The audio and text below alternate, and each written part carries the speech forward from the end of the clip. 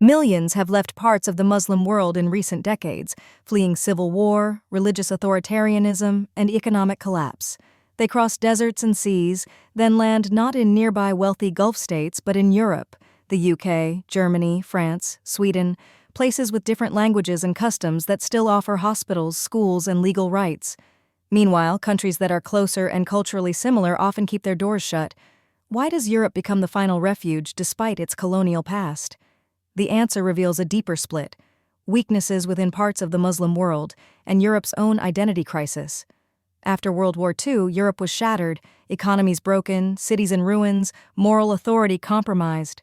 It needed to rebuild everything: infrastructure, industry, and a new civic identity. The arrival of foreign workers from the 1950s onward, Turks to Germany, Algerians and Moroccans to France, Pakistanis to the UK, Surinamese to the Netherlands, was economic and symbolic. Europe wanted a future grounded in human rights, equality, and non-discrimination. Multiculturalism emerged not just as tolerance, but as a mindset. The claim was that many value systems could coexist and strengthen society, that immigrants could become full citizens without abandoning their heritage. Assimilation came to be seen as coercive, cultural mixing became policy. Governments offered bilingual schools, cultural support, and legal protections. Traditional Islamic customs, it was assumed, could live alongside Western freedoms.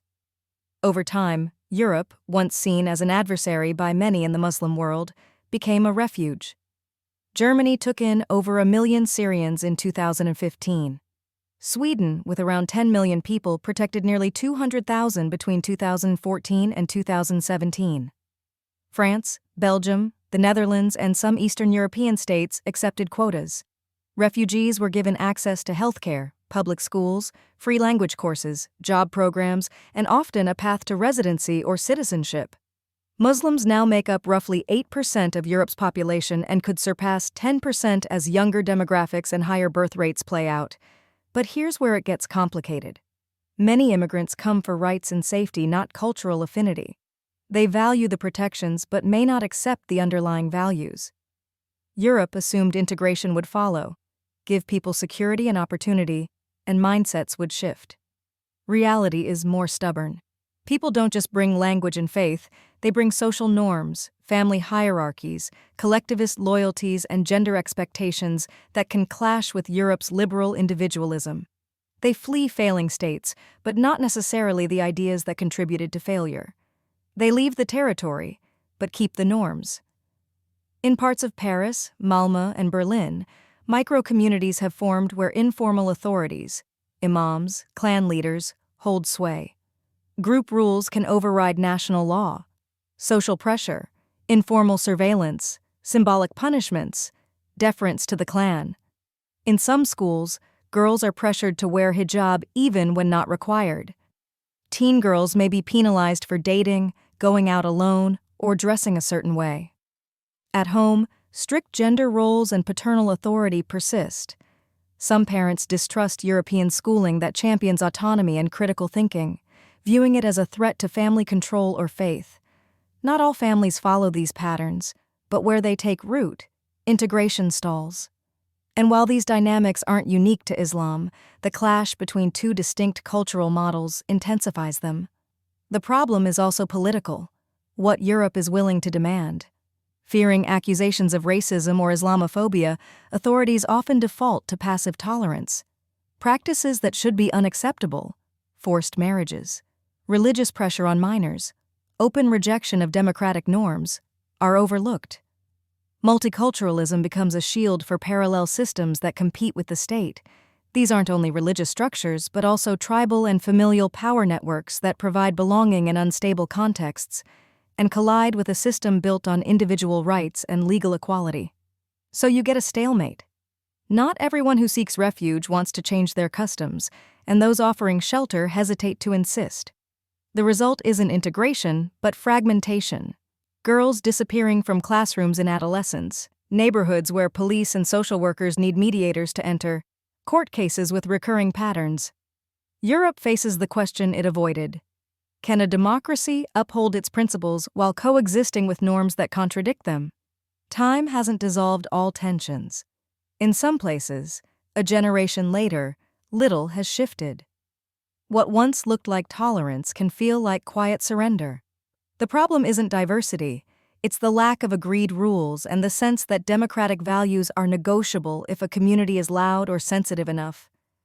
As state authority erodes, laws aren't applied evenly. Policies are crafted to avoid conflict, and ordinary citizens feel their efforts don't matter. Different national models have struggled. France enforced strict secularism, no headscarves in schools, no religious symbols in public institutions, aiming for unity but often producing tension and recurring unrest in suburban areas. Germany followed a labor-first approach, bringing in millions of workers without sustained integration efforts. When it opened to over 1 million refugees in 2015, unpreparedness fed social strains and political backlash. Sweden embraced maximal multiculturalism with parallel media, schooling, and exemptions. It now contends with gang violence and clan-controlled areas and has sharply tightened immigration policy. Different paths led to similar outcomes: fragmentation and radicalization.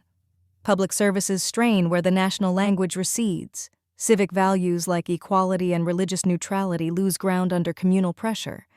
Meanwhile, parts of the elite defend an old model without the conviction to reform it. Each new incident brings statements, gestures, and debates, but no coherent plan. Voters turn to parties promising order. Tougher stances on immigration move into the mainstream. Poland and Hungary reject EU refugee quotas in the name of Christian identity and sovereignty. The EU itself is split. Protests grow, clashes erupt, and Europe, once defined by openness, closes doors to preserve identity. Why don't most refugees instead head to the rich Gulf states next door? Because those economies aren't built for integration. Saudi Arabia, Qatar, the UAE, and Kuwait rely on a hard divide between citizens and foreign workers. In some, up to 90% of residents are non-citizens with conditional status, no political rights, and almost no path to citizenship. They keep the cities running, but aren't part of the national project. Identity is tied to tribal continuity, a protected native elite, and a delicate social balance. Admitting large numbers of refugees would mean accepting political risk. Many who flee carry grievances and networks that look dangerous to monarchies dependent on stability. The Arab Spring proved that order isn't guaranteed. To these regimes, a refugee can be a potential mobilizer. Immigrants don't owe loyalty to local rulers and aren't bound by patronage networks. They have less to lose, which is threatening in an authoritarian system. So the Gulf closes ranks, and Europe offers rights and freedoms, but often without clear expectations. Without a firm defense of its own model or a demand for real integration, Europe hosts a conflict it struggles to resolve. Europe set out to change the world. Now the world is changing Europe. Whether the European model can withstand that pressure is still an open question.